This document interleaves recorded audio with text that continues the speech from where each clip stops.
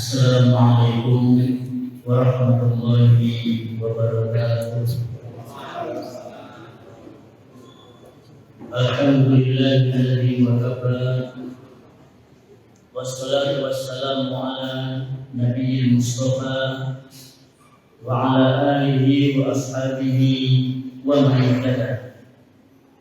Wallahu ta'ala fil Qur'anil Karim, ya ayyuhalladzina amanu taqullaha haqqa tuqatih wa la tamutunna illa wa antum muslimun. Hadirin kaum muslimin, teman-teman dan ibu sekalian, semoga senantiasa dirahmati dan diberkahi Allah Subhanahu wa taala.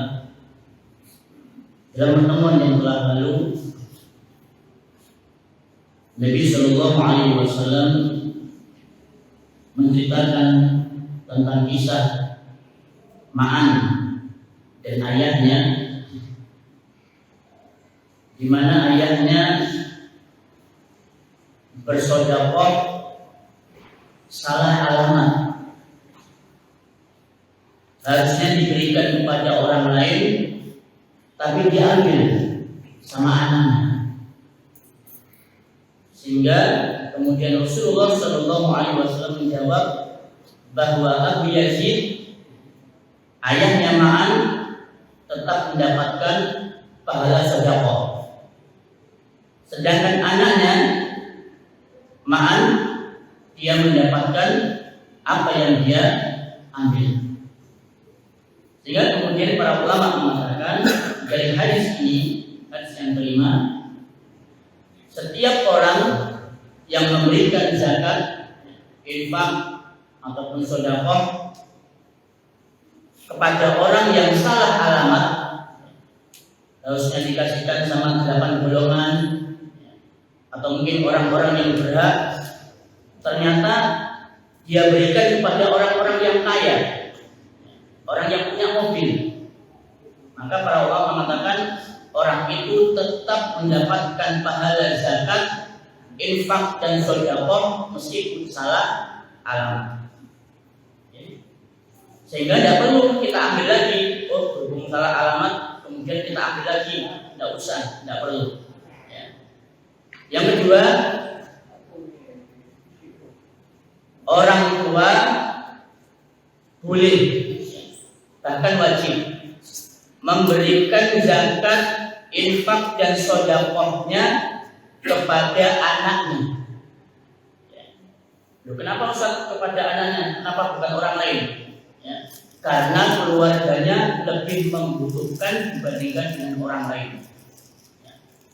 Andai kan ada seorang anak, kemudian keponakan, atau mungkin sepupu yang mereka itu dalam keadaan kekurangan, kemudian kita juga punya teman, punya tetangga yang juga sama, punya kekurangan juga, maka yang didahulukan adalah berikan zakat, infak dan sedekah kita kepada anak kita, kepada ponakan, kepada sepupu dan seterusnya.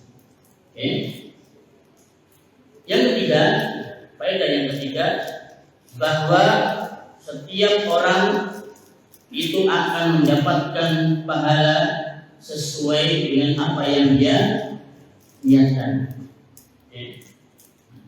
Untuk pemberian zakat, infak dan sedekah ini kepada anggota keluarga diperbolehkan dengan syarat. Dengan syarat seorang ayah tidak boleh menjadikan sedekahnya itu sebagai penggugur kewajiban dari pemberian nafkah kepada anak. Contoh, ada seorang ayah waktunya mengeluarkan zakat karena sudah 1 tahun hartanya, kemudian sudah sampai besok, kemudian zakat itu dikasihkan sama anaknya. Nah, ini zakatnya ayah, tak berikan sama kamu. Tapi kemudian dia lepas tangan, tidak mau memberikan nafkah karena sudah memberikan zakat, maka tidak boleh. Jadi tetap pemberian nafkah itu berlaku untuk anak, maka sedekah itu merupakan pahala yang lain.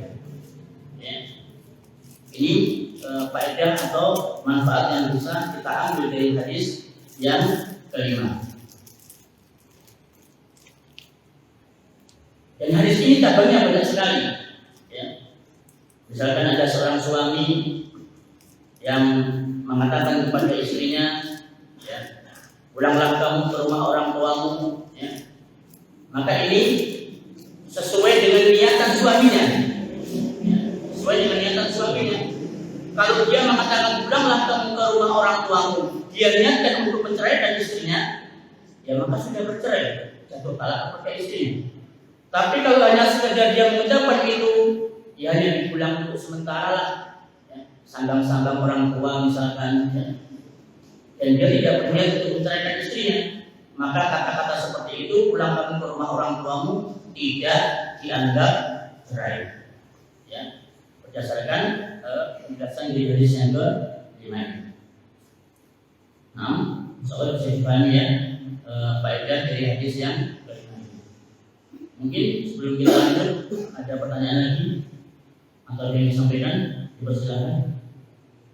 Iya, Ustaz, tentang zakat dan infak dan sedekah kalau begitu ya semua membutuhkan, Ustaz. Bahkan anak sendiri membutuhkan. Berarti harus skala prioritas nih, Ustaz, yang mana dipandang perlu diberikan zakat atau sedekah ini.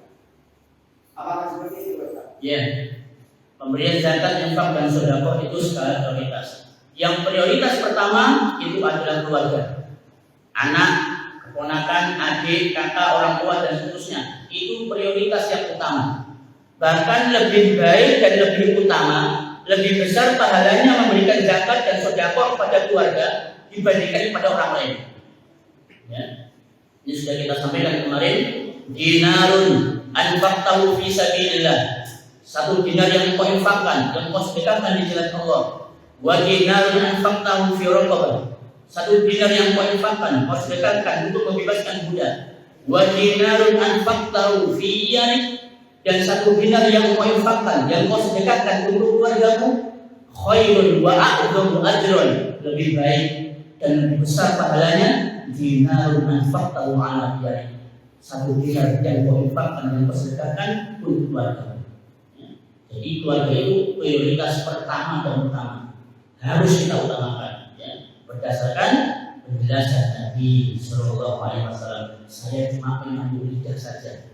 Ya. Nah, kalau keluarga kita sudah, ya hidupnya mereka sudah enak, ya, sudah punya mobil, ya, setiap hari masih bisa makan, sekolah juga nggak bingung, ya, bisa dialihkan kepada yang lain. Ya.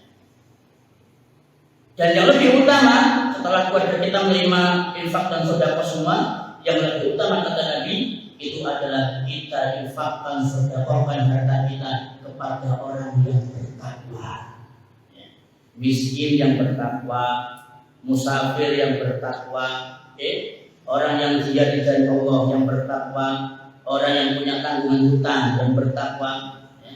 Karena kata Nabi, la ya'kulu ta'aman wala yashrabu syaraba illa taqi. Janganlah orang yang makan makananmu dan yang minum minumanmu kecuali orang yang bertakwa. Jadi itu adalah skala prioritas. Ya, mungkin begitu ya. Terima kasih. Sama-sama. Ada yang lain? Monggo. Apakah semua untuk pemberian kepada siapapun dan kapanpun itu termasuk sedekah?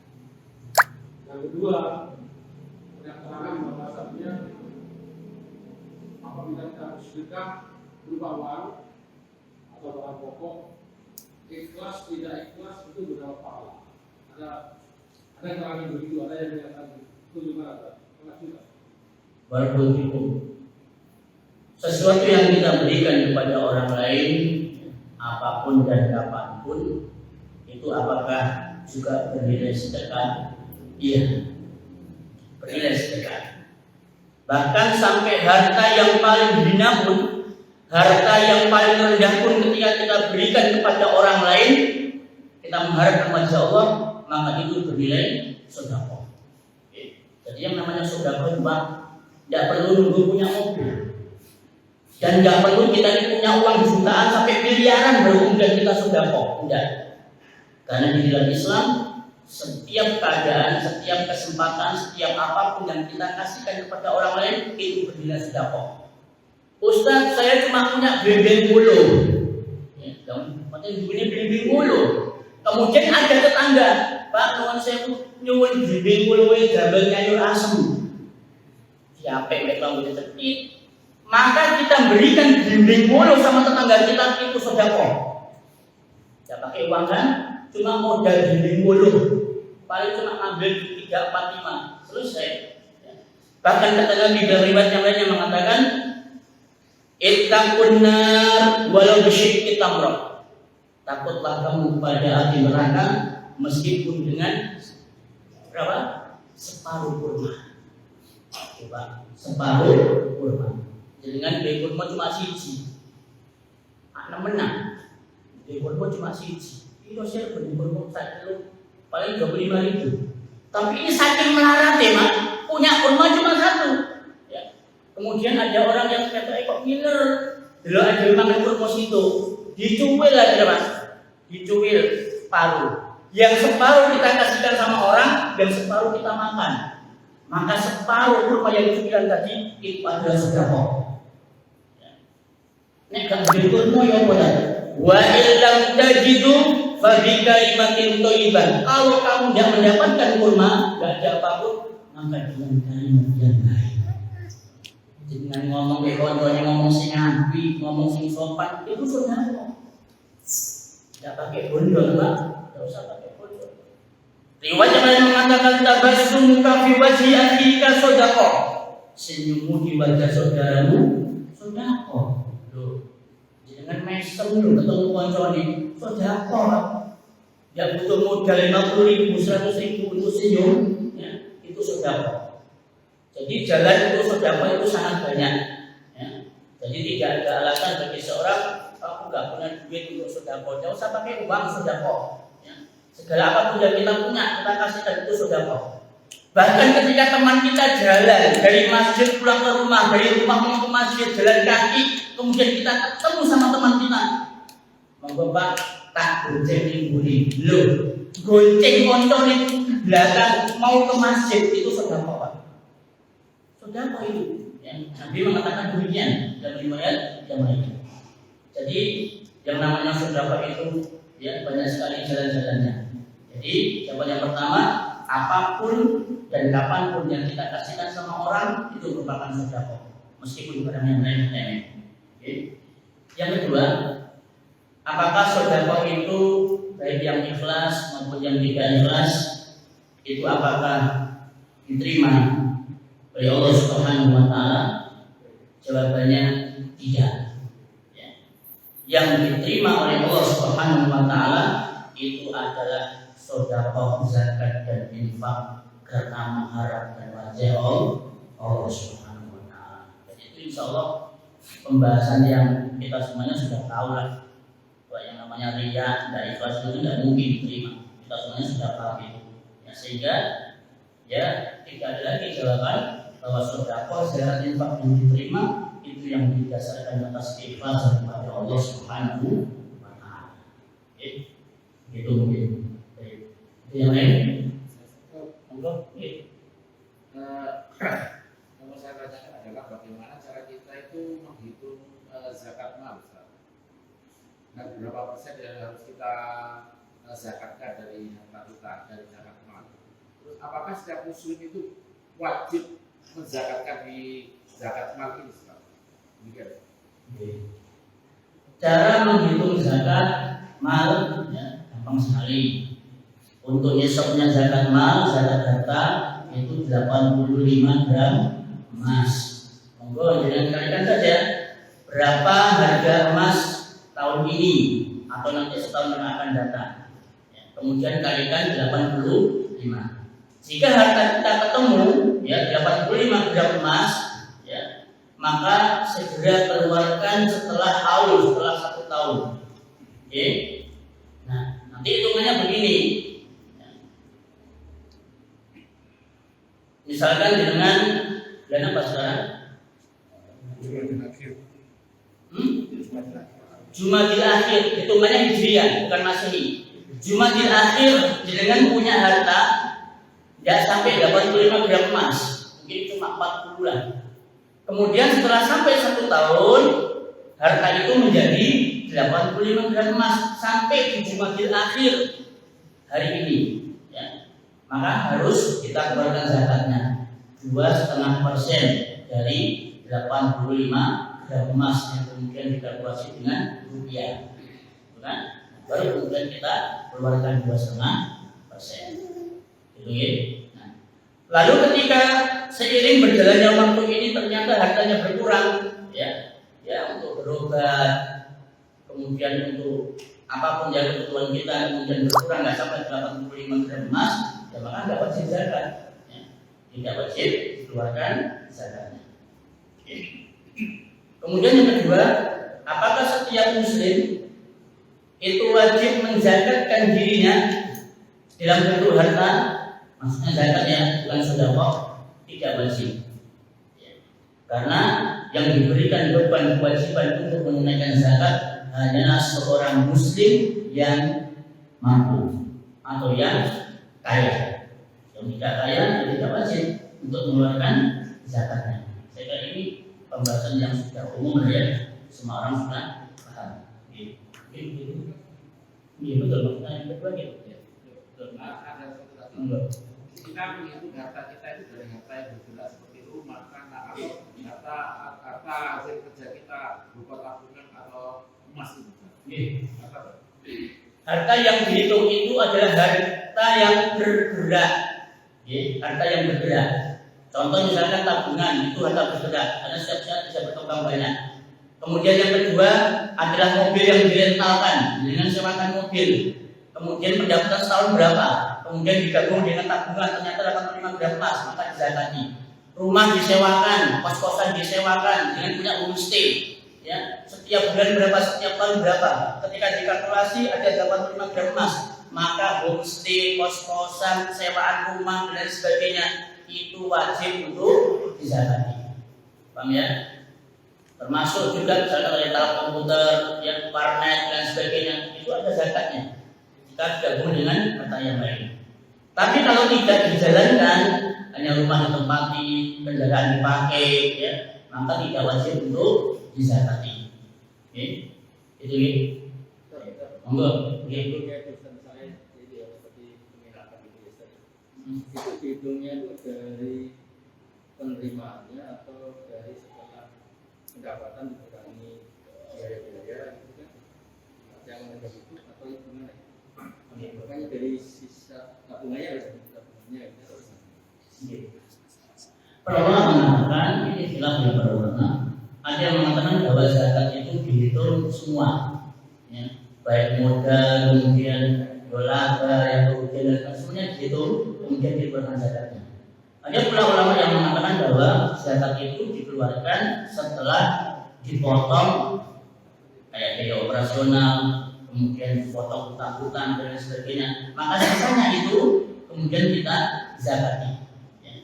Itu ada ulama yang berpendapat demikian. Tetapi wallahu a'lam, insya Allah yang paling mendekati kebenaran itu adalah apabila harta itu setelah dipotong biaya operasional, kemudian setelah dipotong utang-utang dan sebagainya, maka sisanya itu yang kita wajib untuk zakat.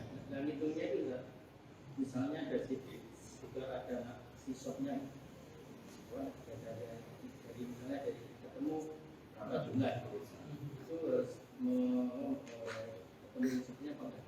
Atau dihitung sisopnya? Ngitungnya dari awal kita ini membuka rumah penginapan.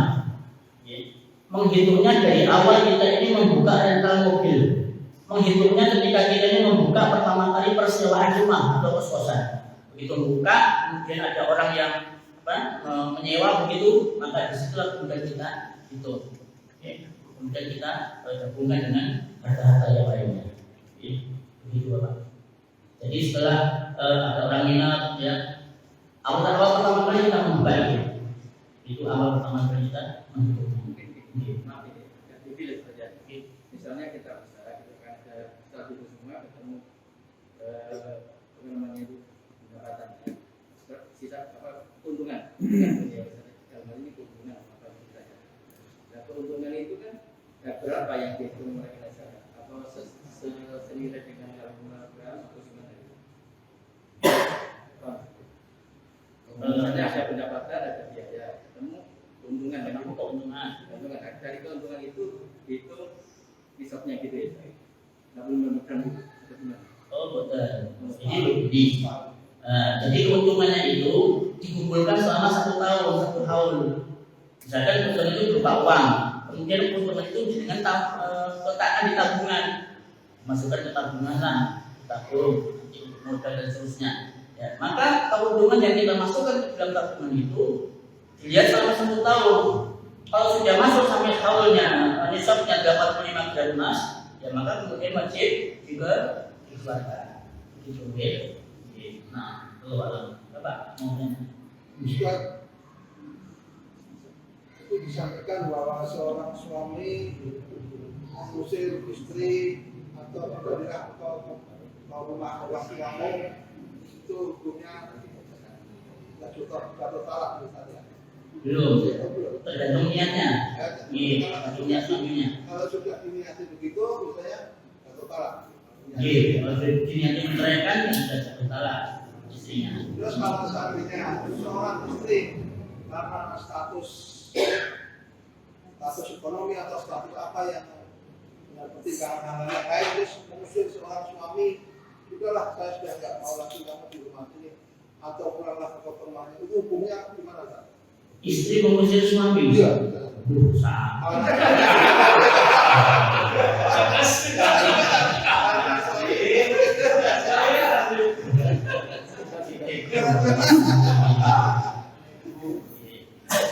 Nah ini istri mengusir suami dari rumahnya, ya. Itu rumahnya suaminya apa rumah istrinya? Kalau rumahnya istrinya, ya berarti istrinya itu mengajukan dulu sama suaminya, ya. Maka ya suaminya ya pulang tanpa harus membawa apa-apa untuk rumah istrinya.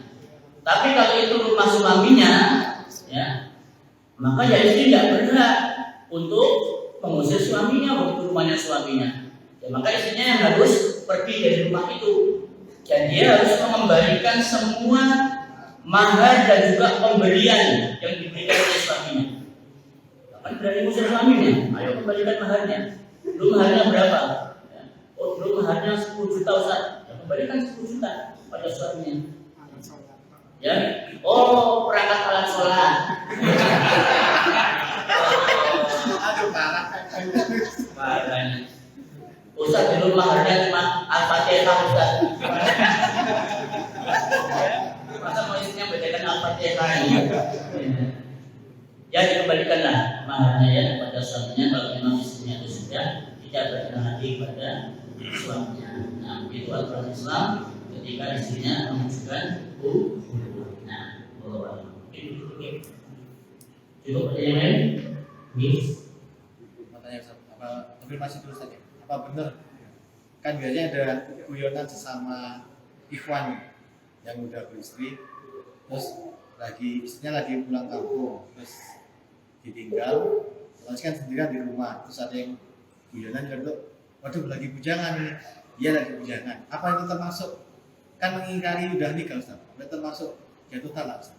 Karena ada selentingan seperti itu Ustaz.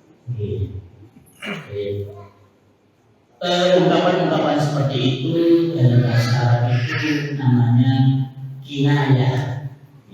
Apa kinayah itu? Kiasannya. Jadi seseorang dikiaskan kepada sesuatu sepertinya itu berbohong, tapi tidak berbohong.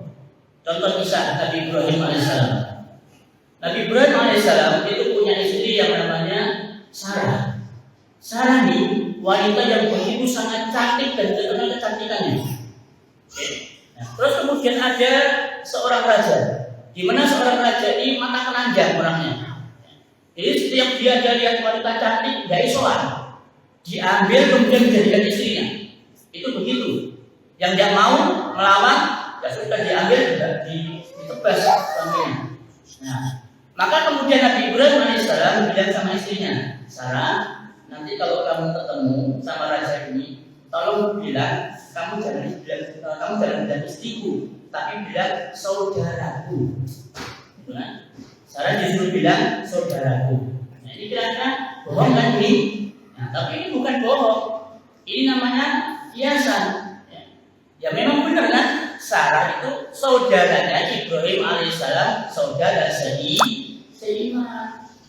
Nah itu artinya ketika Sarah dan Nabi Ibrahim ini berjumpa kepada raja tadi yang mata keranjang, dia ngomong siapa dia? Dia adalah saudaraku. Kalau saudara nggak diambil sama raja, tapi kalau bilang istriku atau suamiku, maka dia diambil. Itu. Nah sama dengan pendapat seperti yang ditanyakan tadi, jika ada seorang mengatakan sampai bujang tak mas, dia mau bujang. Memang bujang karena dia tidak ada istrinya. Ya, sama kan? Sama. Tapi sebenarnya bukan itu maksudnya. Maksudnya istrinya sedang tidak ada. Boleh insya Allah ini bukan termasuk bohong yang termasuk salah. Nah, Allah. Jadi itu. Oke, kita lanjutnya. Hadis yang ke-6. Wa an Nabi Ishaq dari Abi Ishaq Sa'ad bin Abi Waqqas Malik bin Uhayb bin Abdi Manaf bin Zuhrah bin Kilab bin Murrah bin Ka'ab bin Lu'ay Al-Qurshi Az-Zuhri radhiyallahu anhu.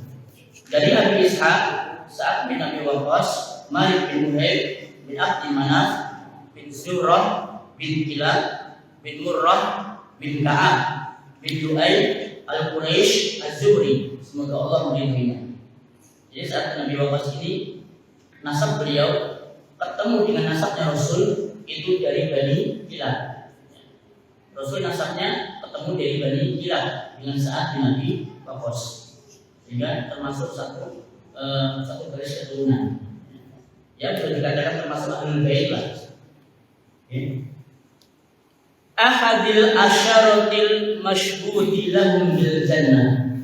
Beliau termasuk salah satu di antara sahabat 10 sahabat yang dijamin masuk surga. Siapa yang bisa menyebutkan Quran? Sebutkan 10 sahabat yang dijamin masuk surga. Yang bisa jawab tidak ada dia. 10 sahabat yang dijamin masuk surga. Oh, enggak.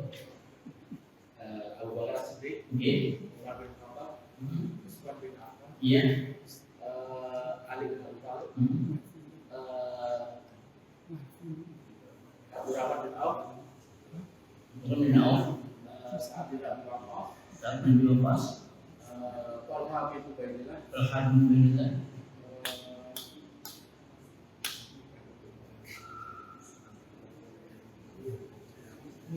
Bilal. 7 anak baru. 7 nih. Iya. Oke. Ayo. Ratusan. Nyerah. Bilal.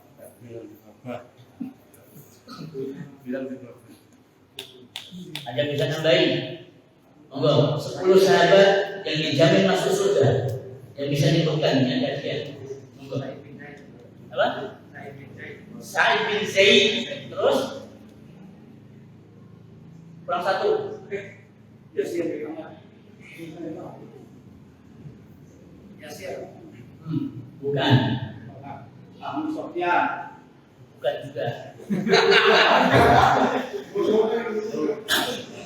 Kurang satu nih. Utsman bin Affan. Sudah tadi. Bukan. Allah bin Affan. Bilal. Abu Ubaidah bin Jarrah.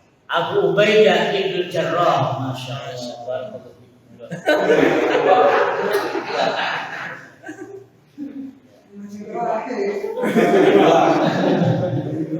Moga wis sudah menyebutkan.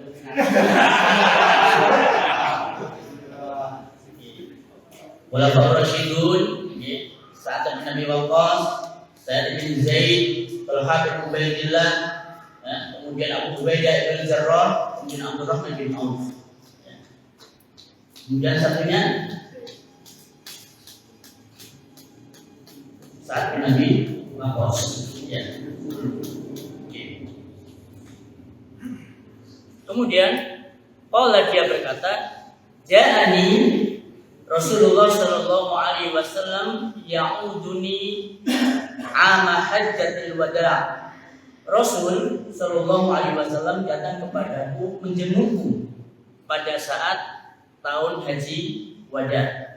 Min waja'in ishtadda bi, karena satu penyakit yang aku derita sangat parah.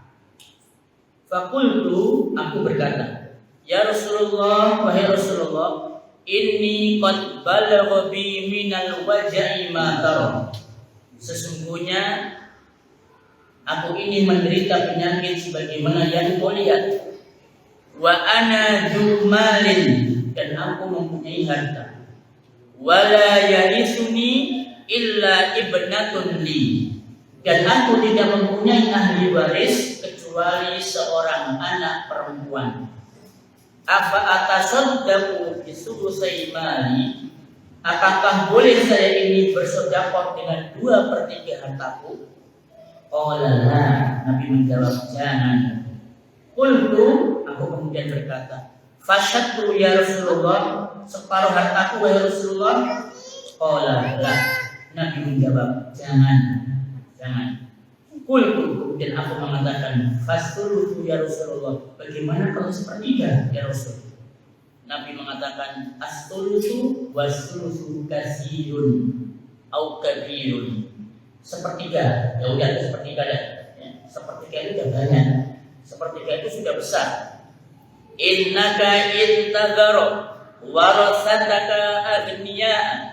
Sesungguhnya jika kamu meninggalkan ahli warismu dalam keadaan kaya raya, khairun, lebih baik, min antagarum alatan, daripada kau meninggalkan mereka dalam keadaan miskin, yatakaffafunan nasa, di mana mereka ya mengemis, mengangkat tangannya mengemis kepada manusia. Wa innaka lan tunfiqa nafaqatan, dan tidaklah engkau memberikan nafkah tabtaghi biha wajh Allah, yang engkau bermaksud untuk mencari wajah Allah, illa tujirta alaiha, kecuali engkau akan diberikan pahala. Hatta ma taj'alu fi imra'atika, sampai engkau itu memasukkan makanan ke dalam mulut istrimu. Qala qultu, dan aku berkata, ya Rasulullah, ukhallafu ba'da ashabi, apakah saya ini akan ditinggalkan oleh para sahabat-sahabatku? Nabi menjawab, innaka lan tukhallafa, sesungguhnya engkau tidak akan ditinggalkan oleh para sahabatmu. Fata'mala amalan, ketika engkau beramal dengan satu amalan, tabtaghi bihi wajh Allah, yang engkau mengharapkan wajah Allah, illa sadatta bihi darajatan wa rif'atan, kecuali Allah akan menambahkan untuk derajat dan kemuliaan. Wala allaka an tukhallafa hatta yantafiya bika aqwamun, dan mudah-mudahan ketika kamu ini ditinggalkan, ya, engkau akan memberikan manfaat kepada sekelompok kaum. Wa yadurruka bika akharun, dan sedangkan kaum yang lain itu akan mendapatkan bahaya darimu. Allahumma amdi li ashabi hijratahum, ya Allah, kuatkanlah hijrahnya para sahabatku. Wala taruddahum ala aqabihim, dan janganlah engkau murtadkan mereka ya Allah dari agama mereka. Lakinnal baris, tetapi sungguh merugi Sa'ad bin Khawlah, seorang yang bernama Sa'ad bin Khawlah. Yarisilahu Rasulullah sallallahu alaihi wasallam an mata bi Makkah, di mana beliau berbela sungkawa ketika Sa'ad bin Khawlah ini meninggal dunia di Mekah. Muttafaqun alaih. Hadis ini diriwayatkan oleh Imam Al-Bukhari dan Imam Muslim. Teman-teman sekalian, hadis ini agak lumayan panjang, menceritakan tentang seorang sahabat yang bernama Sa'ad bin Abi Waqqas. Sa'ad bin Abi Waqqas ini seorang sahabat ahli pemanah. Beliau itu 100 anak panah dan ditembakkan, itu 99 kena sasaran, yang satu meleset. Itu Sa'ad. Sehingga beliau dikenal sebagai ahli pemanah dalam Islam. Kemudian Sa'ad bin Abi Waqqas ini termasuk sahabat yang sering tampil di medan jihad, termasuk diantaranya Ma'rakah Qadisiyah, perang Qadisiyah, perang membebaskan Irak. Ketika itu beliau bersama pasukan kaum muslimin. Itu biografi singkat Sa'ad bin Abi Waqqas. Kemudian dia menceritakan bahwa Rasulullah SAW datang kepadanya menjenguk beliau tatkala beliau sakit yang dikhawatirkan akan meninggal dunia. Jadi hadis ini Syekh Muhammad bin Shalih Al-Utsaimin dalam Syarah Riyadhus Shalihin mengatakan bahwa di antara bentuk kebiasaan Nabi, akhlak Nabi Sallallahu Alaihi Wasallam itu beliau suka menjenguk orang sakit. Karena memang menjenguk orang sakit itu termasuk di antara bentuk menunaikan hak seorang muslim. Hakul muslim ala muslim sittun. Hak seorang muslim atas muslim yang lainnya itu ada 6. Wa idza laqitahu fasallim alaihi. Kalau kamu berjumpa dengannya, kamu salam. Itu hak seorang muslim. Apapun dia dari kelompok mana, dari partai apa, dari masjid mana, dari kelompok pengajian mana, selama dia itu muslim, asyhadu an la ilaha illallah, dia ketemu ucapkan salam. Itu begitu. Akhlak seorang muslim. Jangan sampai kita bertemu dengan seorang muslim seakan-akan kita ini bertemu dengan orang kafir, menganggap dia sebagai musuh, ketemu tidak mau salam, ketemu tidak mau menjawab salam. Ini fakta yang terjadi. Nah, wa idza stansaha fansahlahu. Kalau dia minta nasihat, maka nasihatilah dia. Wa idza marido fa'udhu. Kalau dia sakit, maka jemputlah dia. Wa idza atasa fahamidallaha fashammithu. Kalau dia bersin, kemudian dia mengucapkan alhamdulillah, maka doakan dia. Wa idza mata fattabi'hu. Kalau dia meninggal, maka dirilah jenazahnya. Wa idza da'aka fajibhu. Kalau dia mengundangmu, maka penuhilah undangannya. Ini hak muslim atas muslim yang lainnya, itu ada 6. Berarti kewajiban kita sebagai seorang muslim harus memberikan 6 ini kepada mereka. Apapun dia, Ustaz, saya lagi mangkal sama dia, Ustaz.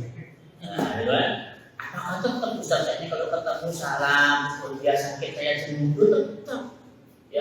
Meskipun kita antara kita dengan dia terjadi persengketaan, terjadi persesian, jemput dia. Bisa jadi ketika dia itu sakit kemudian kita jenguk, ada semacam getaran-getaran cinta. Iya kan? Yang semula jadi musuhanku, tiba-tiba yang bamianku yoko, tiba-tiba si ambil. Akhirnya dia kemudian terenyuh dan terasa meneteskan 2 air mata. Karena selama ini dia yang kita musuhi, dia yang kita benci, puji api itu akhlaknya, aku lalu disambahi. Akhirnya ketika dia nangis minta aku syukuran nih Pak. Akhirnya jadi teman setia. Yang semula aduh mubin, musuh yang nyata jadi waliyun hakim. Jadi teman yang setia. Itu manfaat dari menjenguk orang sakit. Kemudian manfaat yang kedua dari menjenguk orang sakit itu mampu mengingatkan kita tentang artinya nikmat sehat. Ya Allah, ganono ketemu ini dino saya itu loro. Alhamdulillah, ini sehat. Padahal kata Nabi, Wasihhatu khairun minal ghina liman ittaqa. Sehat itu lebih baik daripada kekayaan bagi orang yang bertakwa. Jadi sehat itu mahal, Pak. Sampai dikatakan Nabi lebih baik sehat daripada kaya. Jangan bagaimana? Sehat, ya, tapi tidak punya duit. Dibandingkan dengan naik mobil Lamborghini, begitu buka pintunya, lo dari kursi roda. Nah mana Pak? Sehat gak duit, bisa melaku, lengker, KDS dan sebagainya. Dengan kita kaya raya naik mobil Lamborghini, tapi naik sepatu roda, naik kursi roda. Ini mana jenengan? Jadi seluruh ya, yang ketiga loh. Ya enak sehat tapi sogi usah. Bukan pilihannya itu ya. Jadi pilihannya sehat, ya meskipun nggak punya uang, dengan kita jadi kaya tapi tidak sehat. Nah, makanya sehat itu lebih penting. Itulah diantara keuntungan kita ini menjumpai orang yang sakit adalah dalam rangka untuk mengingat tentang nikmat Allah Subhanahu wa taala berupa kesehatan. Yang ketiga, di antara manfaat menjumpai orang yang sakit itu adalah mampu memberikan kebahagiaan kepada orang yang kita jenguk. Kita jenguk nih, ya mungkin bawa buah 1 kilo, 1 kilo. Ada rasa gimana gitu loh, jenguk sama teman ini. Akhirnya dengan tidak sendirinya tiba-tiba dia sembuh. Karena dia merasakan kebahagiaan di dalam jiwanya. Kemudian sakit yang semula itu parah kemudian berangsur-angsur terjadi membaik karena dia sudah merasakan kebahagiaan di dalam jiwanya. Ini diantara bentuk kebiasaan Nabi Shallallahu Alaihi Wasallam itu adalah menjenguk orang sakit. Maka kita harus mencontoh beliau Shallallahu Alaihi Wasallam memang jika ada kemampuan dan waktu untuk menjenguk orang sakit. Kemudian faedah yang kedua, apabila kita ini menderita penyakit yang dikhawatirkan penyakit itu mampu membuat kita ini mau meninggal dunia, ya, itu disunnahkan untuk menulis atau menyampaikan wasiat. Itu faedah yang kedua. Sebagaimana saat Nabi Waqqas ketika beliau merasa ya bukan pasti, merasa kalau dia ini mau meninggal dunia, maka kemudian dia menyampaikan wasiat kepada Rasulullah tentang hartanya. Faedah yang keempat, ketika seseorang itu bermaksud untuk berwasiat terhadap hartanya, maka yang wajib untuk diwasiatkan adalah 1/3 dari hartanya. Tidak boleh setengah, apalagi sampai semuanya. Ya. Wajib 1/3 atau mungkin kurang dari itu, tidak apa-apa, karena 1/3 termasuk sudah bilangan yang banyak. Apa alasannya? Alasannya kata Nabi, kamu meninggalkan ahli waris dalam keadaan kaya, itu lebih baik kata Nabi daripada kamu tinggalkan mereka dalam keadaan miskin. Kemudian mereka mengemis minta-minta kepada manusia. Berarti dari sini bahwa zakat, infak dan sedekah itu lebih utama dan lebih baik diberikan kepada anggota keluarga. Ya. Bukan berarti kita masjid, bukan. Ini ajaran Nabi, sunnah Nabi mengatakan zakat, infak, sedekah itu yang lebih utama dikasihkan sama keluarga, bukan kepada orang lain. Ya. Baru ketika mereka sudah kaya raya, sudah mampu, baru kita kasih teman, baru kita kasih tetangga dan sebagainya. Sampai kemudian kata Nabi, wa innaka lan tunfiqu nafaqatan yabtaghi biha wajhallah illa ujirta 'alaiha. Tidak ada satupun yang engkau infakkan, engkau mengharapkan wajah Allah, pasti kamu akan diberikan pahala. Jenengan dino nek isanmu anake, sang 5.000 dino, sang 10.000, itu merupakan bentuk sedekah kita sama anak. Itu akan mendapatkan pahala meskipun itu uang saku. Ya. Bayangkan uang saku 5.000 dino, ya, dapat pahala. Insya Allah kan berapa anak kita? 3, 4 semuanya dapat sama semua. Berapa pahala yang kita dapatkan? Jadi sebenarnya di rumah kita tuh banyak sekali pahala sebenarnya. Ya. Pahala di rumah itu lebih banyak sebenarnya. Ya. Sampai kata Nabi, hatta madaj'alu fi fimra'atika, sampai kamu masukkan makanan, satu suap makanan ke dalam mulut istrimu. Loh, Pak, dapat pahala. Jenengan makan, ya, ojo paman dhewe, Pak. Ya, ambil sendok yang aku cuma ini begini pengen untuk pahala. Ambil satu sendok, Pak, dulanan bojone. Loh, pahala. Ya. Dosa kan untuk makan nanya kan dulu. Dulang bojong enggak usah makan nanya, Pak. Makan lawas tuh jadi. Ya, ini kata Nabi, sampai engkau memasukkan makanan ke dalam mulut istrimu, kau mengharapkan wajah Allah, kamu dapat pahala. Dulang bojong, Pak, dapat pahala. Bukan hanya pahala, ya. Yakin saya nanti. Ada maunya ini. Ya. Tidak apa-apa wes dia, tidak apa-apa wes. Itu. Bahkan kata Nabi, ya, kita menyuapi satu gelas air minum, ya. Masuk ia ahadun imra'atan. Tidaklah seseorang yang memberikan minuman kepada istrinya illa ujira alaihi, kecuali dia diberikan pahala. Kalau tadi bulan, sekarang cuma pakai air. Habis makan, Pak, berikan bojone, ambil gelas, tuangkan air, kemudian suapi isi kita dengan air minum. Dapat pahala dua. Pak. Jadi di rumah kita itu sebenarnya banyak pahala. Cuma terkadang kita itu tidak tahu tentang masalah ini. Sehingga kita lebih sibuk untuk mencari pahala di rumah.